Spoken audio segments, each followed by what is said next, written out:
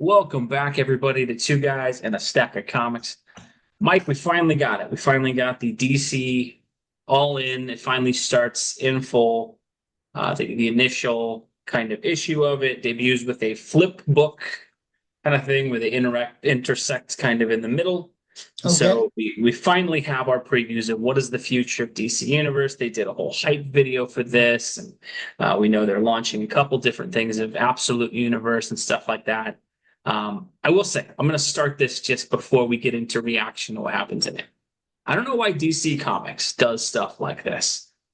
Absolute Power has been their event for the last couple of months. Today, they released the last issue of that, same exact time as the launch of this. To be honest, maybe it was to build momentum. Maybe they thought, like, hey, people will finish this and we'll immediately knows what happens. To be honest, though, like I just read through this as quickly as I could to figure out what was going to happen in here. And I think that, again, it's just a weird release strategy. I think either they could have tied them together or finished the event and gave it some time to breathe, because this one takes place like 50 days after this. But just again, another weird decision by DC. I know comic companies with events, they just keep again and again and again, but I don't think I've ever seen them end and start on the same date quite before. It just seemed like a weird kind of creative decision on this. We'll start with the I guess not the highlight, but the main takeaway from Absolute Power, because I know this will hit you. So in Okay. this one, they do return the superpowers to the characters. A couple of them get different ones. So like Black Canary no longer has her canary scream. She has heat vision and stuff like that because the powers get mixed up. But your Okay. boy, Barry Allen, sacrifices himself and gets depowered, and so he is alive, but no powers. What do you think about them doing that to Barry as a Barry fan? Well, first they killed him off, and Wally ran around for 25 years with the mantle of the Flash, and then they bring him back in a really cool way. And I think it was Jeff Johns, right, that brought him back, and Yeah, Flash Rebirth. Yeah, him yeah, and and Van Sciver, I think, on her. it was so cool, to have Barry and Jay running around together again. But then as the years wore on, um, there were a lot of the Flash fans grew up with Wally as the Flash, and if you talk to the more modern generation of Flash fanatics, they're all about Wally. They don't really understand, they understand, but they're like, why does there have to be Barry? So if you're a writer of Flash comics, you only have one Flash title, and he's an ancillary character in these other adventures that go on, be it Justice League or what have you. It behooves you to just have one Flash. And so, whenever they want to tell a Wally story, this has happened a few times. Flash loses his powers all of a sudden, and Barry can't. you know, he just gets to hang out with Iris for a while, which is fine, I'm sure, for Barry. But for us older Barry Allen fans, it's kind of like, Here we go yeah, again. we got to take it on the chin because Wally's the youngster, and you know, um, To me, it just gets all in off on a wrong foot to do that again. And this is again, I think we talk about some of the mismanagement that's happened with comic books. I was a '90s kid when I read Flash comic books as a kid. It was Wally West. When I watched the Justice League cartoon, it was Wally West. right. Because of me being a comic book nerd and having access to a comic book shop, I knew like, oh, Barry Allen was the older Flash, and read those older issues, and so I had a few of those. I think the thing that's just such a wasteful part of DC of this is, John's brought him back, but then DC went full bore with the Barry push on things. Barry's been the TV show, Barry's been the movie. Your primary Flash, sorry, to a modern audience now is no longer Wally. If you're trying to get non-fans into the shops to increase your readership, if you're trying to get, people in there, the movie, the TV show, everything has pushed Barry Allen as the Flash. Even, the Flashpoint event was because of Barry Allen. The animated films have been Barry Allen. It just, again, it seems like DC can't pick a lane that they want to go down, because I get it. Wally's got fans. It's great to see Wally back. I do like them both. But I think the thing is, you've spent the last decade, putting this push of Barry Allen, and again, you're going to get these fans who come in with no perspective on DC, because I imagine their goal is to, hey, let's grow some fans. They're going to come in and, Maybe, hey, your maybe, Flash is not the maybe, one. maybe not. Maybe Maybe again, maybe not. the movie and the show did damage to the character instead of Gurren. It's one of those things, and again, I don't know why it has to happen to Barry. In that we're not getting rid of John Kent's Superman, so we're gonna have two Supermans. We're not getting rid of the other various Wonder Woman characters. It just seemed very oddly specific to Well, and target Barry and kind of take him out of the mix. And I didn't really like that. It got this whole thing off to a bad start for me, to be honest. yeah, it hurts being a Barry fan, but in historical context, okay, DC managed to do this kind of thing perfectly well with the Flash in Mhm. the 60s. They brought back the Golden Age Flash. If you were a Golden Age Flash from the fan from the 40s, and you're reading this crazy new character Barry Allen that came out of nowhere in 1956, well, you were pleasantly surprised in 61, I think it was, when they reintroduced Jay Garrick to the modern age. And so you had two Flashes running around. Oh, wait a minute. Oh, three, because there was Wally West, the Kid Yep. Flash, running around. So they did it very successfully, either with a backup story and or a shared adventure. And they did it really well, tastefully, and sparsed it out, over the decades. I mean, that combo lasted until 85, so 20 plus years. And then they killed off Barry, and then Wally ran around with the Golden Age Flash and so many others. And Yeah. now you have 42 Flashes, and everyone has speedy powers. And it's like you can't have Barry as one of them. Come on, man. Yeah, I think that's the thing is you and I have called for this for a while of, hey, we should only have one person in a mantle. So I can agree on some element that, hey, I'm glad at least they narrowed it down. I just, again, if you're going to do that, Wally should be the only Flash character.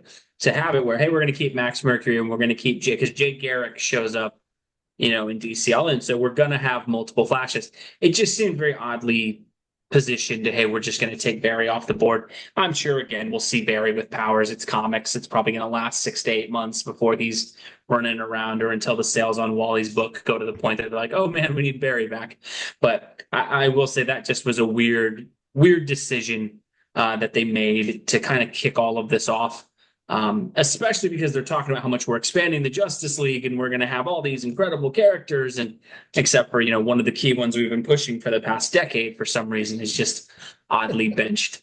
So I'll say that was just a weird start. Even before we get into the whole thing, I will say that was just a weird Yeah, artistic direction, let's call it, for DC to take on it that, was. especially because Barry had that really good run with Josh Williamson, and then they just Yeah. kind of out of nowhere decided like, hey, we're And done with Jeremy Barry. It's Adams. Wally's book, And and Jeremy Jeremy Adams too. Adams did so good that we didn't really mind, but it's a very weird direction to see them take with that. I'm all for one person being in the mantle, but I hate the selectivity of we're just going to remove Barry. It kind of just almost felt like, nope, that one's done. Everyone else gets to stay.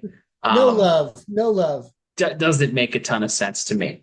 All right, so we talk about DC All In then, and we've seen this in comments from people, and as we've heard from the writers of this about what the plot was and what they were doing. There's a lot of people who have hinted, like, look, man, this just kind of seems like they're copying what the Ultimate Universe did.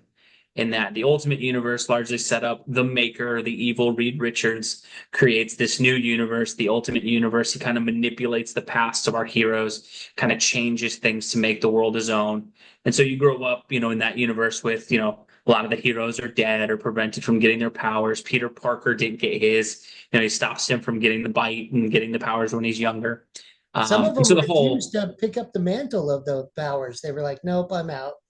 yeah, and I'm, so it I'm just." was, you kind of, and it was a very unique plot. And again, I think Jonathan Hickman's Yeah, one of the best writers in comics, and he's executed that. I was really hoping that DC wasn't just kind of doing a carbon copy of it. But if we talk about the absolute universe portion of this comic, where we're dealing with our bulky Batman, the shaggy haired Superman, and the Wonder Woman from the underworld, kind of seems like that's exactly what they did. It sort of seems like Jonathan Hickman left his paper on the table too long, and DC Comics slid over and took a couple of the answers a and put little it. And bit it's not a of carbon copy, But corporate espionage going on there, maybe. it's I really, again, this is one of those things with me and you talked about this a few months back. We did a video about how DC really needed to stop trying to be Marvel. They That was one of the big always things. they're always chasing Marvel, you know. And it just seems again like they're doing. And one of the things is, inevitably when you do a different universe, there was going to be overlap. Obviously, the Absolute Universe is an attempt to do the Ultimate Universe that Marvel's doing. And I get it, there's going to be overlap. Comics have done that for years. I mean, it's why we have Deathstroke, Slade Wilson, and Deadpool, Wade Wilson. I mean, there's times they don't even hide that they're doing that. But Yeah. again, it's one of those things where DC came out and talked about this is a bold initiative. These are going to be new stories, new things for a new age. We're going to all in, that. And then you look at the basis of it is, hey, this is what Marvel was doing a year ago. We've just kind of shifted all. And there are some differences. Darkseid plays a different role in the maker. But what are your thoughts on DC kind of, I guess, in a way, sort of stealing a little bit of what Marvel's plot was to launch their own new initiative? You know, in history, there are occurrences where, back in the industrial age, where two inventors had the same idea on two different sides of the planet at the same time, and then it was a race to the patents office to see who could get the patent registered first. Hmm. But they're so close quarters there in Manhattan, and they constantly swapping creative people. You just had to kind of wonder. It's like maybe for for for me as an older fan, I'm looking, and I love DC. Right, we both do. We're Hmm. primarily DC fans. I'm really looking for a storyline to get me all in, a new jumping on point, something that's interesting, strange, innovative. Preferably, I would like it to have a Barry Allen flash in it, but Yeah. that's just my preference. Yeah, for That's just sure. my preference. But either way, I just want something new and exciting to read, and so like I said, when we first announced this, I'll be all in. I'll give it a try. I need a good jumping on point, but I'm really, my expectations are kind of high, and you know, uh, that's just how I feel about it. I want Yeah, something new. I want something fresh. I want something where I can jump in and go, okay, I'm not lost. I don't know who Shaggy Superman is, and is Bat Hound going to be Scooby Doo? I don't know. yeah. I think, the weird thing in kind of looking at this comic, and I think, we could review it a little more in detail and stuff and talk about the art that's in there and stuff. And I think the art's decent on both sides. I think the biggest thing that I would look at this and I just kind of go, on it. And I really was hoping I would get something instead that grabbed me, something that was like, wow, that was amazing. And I look back, DC did this, I want to say maybe 5, 6 years ago. I don't remember when Rebirth was. Was Rebirth 2016 maybe? So it might be a little bit longer than Uh, that. yeah, But a little bit Rebirth, as much as I didn't like the repurposing of Watchmen, when that DC Rebirth special came out, and you had that major tether of like, man, the comedian's button shows up. As a yes, comic book fan, that was that was something where you're like, exciting. I didn't love Watchmen being integrated, but it was an attention grabber. It was something Yeah, that was like, whoa, they're going to be doing something here.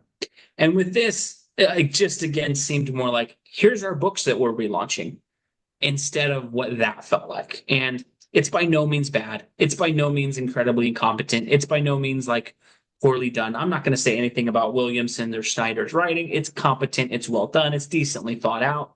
But I have to say, I was really, really hoping for something that felt like a rebirth when that happened, or when you had Flashpoint happen and it reset the universe, and all of a sudden you had a new 52. Even though I didn't love that, you at least as a comic fan walked away with like, "Whoa, what is going on?" And there is no moment like that in this comic book.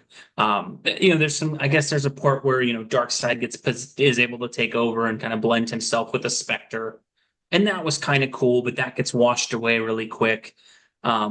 There's just no moment in this that I was like, oh my gosh, wow, how did that happen?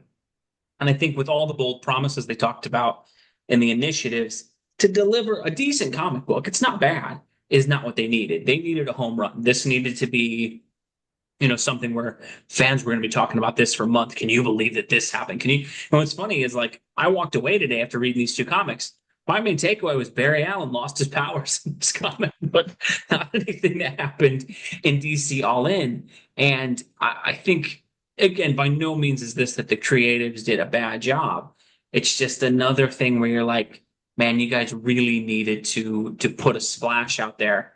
And instead it kind of just feels like, More of the okay, like I same. see what you're doing. More of the Um, same. I didn't get a chance to pick mine up today. You know, I'm a Thursday warrior, so yeah, um, no, I know um, I kind of scanned over most of the pages to you and and you know, spoiled as much as I could for you on it. Um, right, but I am still looking forward to reading it and getting to know the direction that they're going. I'm hoping for great things because I need a launching point for DC, and maybe this will be that. But the main thing for me is you know don't chase Marvel. Don't chase yeah, Marvel. I Be think be that be your own. Be your own be your own DC. thing. You're your own company. Yeah, And I think that's, I understand, hey, you want to chase Marvel because they're technically more successful than you, but you've tried that for decades and it hasn't really worked for you. And I think what disappoints me with DC with this, again, I was really hoping for something different. And instead it's like, okay, I kind of saw this happen like 18 months ago or 12 months ago, whenever they launched that first Ultimate Universe comic book. And so it was like, and again, because I'm a big Jonathan Hickman fan, I'm like, okay, I kind of saw this done better on the other side with Marvel, to be honest. I really just wish it had been more of something that like left an imprint where I was like, man, thinking because that's the biggest thing that with DC All In. I read it, wasn't bad. I probably thought about it for 10 minutes, and then I kind of let it go. And my main takeaway was Barry losing his powers and how good the Conan Battle of the Blackstone #2 was today. Um, and I wasn't sitting here thinking, oh my gosh, can you believe what happened in DC All In? And as a comic book nerd, to have on Wednesday that I'm looking at this, probably Thursday when people see this, that it's already something where I'm like, oh yeah, that happened. Like it wasn't bad, but it was very meh. It's just it's difficult. I wish, I honestly think it might have been more effective had the launch of this been without this special.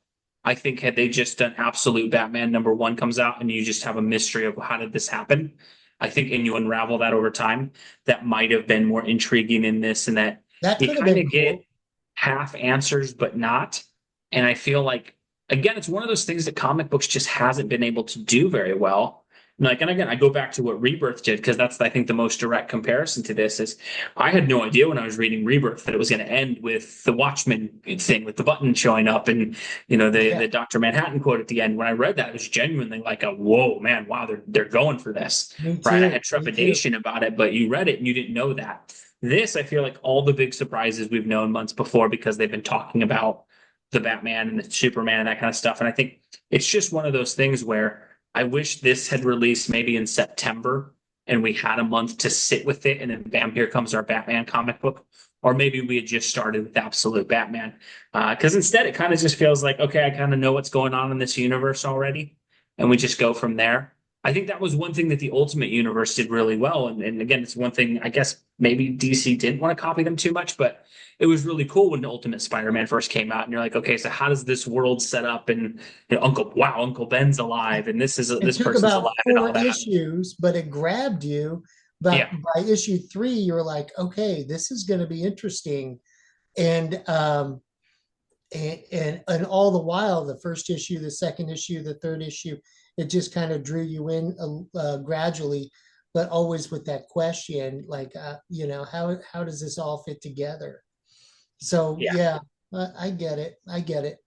not at all bad. I would say again, this is not a negative review of this. I think it's again, it's okay. It's nothing that I'm gonna sit here and be like, this comic's terrible. And I'm sure there'll people who exaggerate it and try to, oh, this is awful and this doesn't work. And they'll have people on the other side who try to act like it's this game-changing, amazing, oh my gosh moment. It was just the worst thing I can say. It was just kind of harmless. I looked at it, I was like, it wasn't a bad investment of time. I didn't regret buying it. I don't regret reading it. But to be sitting here the night that it came out, going like, "Oh man, Conan Battle of Blackstone was really good today," and I can't believe they took Barry's powers away, being the two main takeaways I have from different comic books on today, is not something I would have seen coming. But Right. we'll see what happens. I guess me and you will both check out Absolute Batman #1. We'll try to do a review on that. A lot of these #1s for the Absolute That Universe. comes out next week, right? Yeah, that one's next week, and then I think Wonder Woman's 2 weeks after that, and Superman a week after that. So we'll try to review at least the first few issues of those. Hoping it's good. I guess that's all I could say is while I wanted to be more impressed, still hoping it's good, hoping it gets there. Let us know what you guys think. Did you get a chance to pick this up? Did you get a different impression of this than we did? Was it something where it blew you away, where you're talking about it and going, "Oh my gosh, that was really cool"? Again, nothing against the creatives. It was okay. It just wasn't what we were hoping it would be. Let us know what you think below, folks. As always, thank you for watching. God bless you. Thanks, everybody.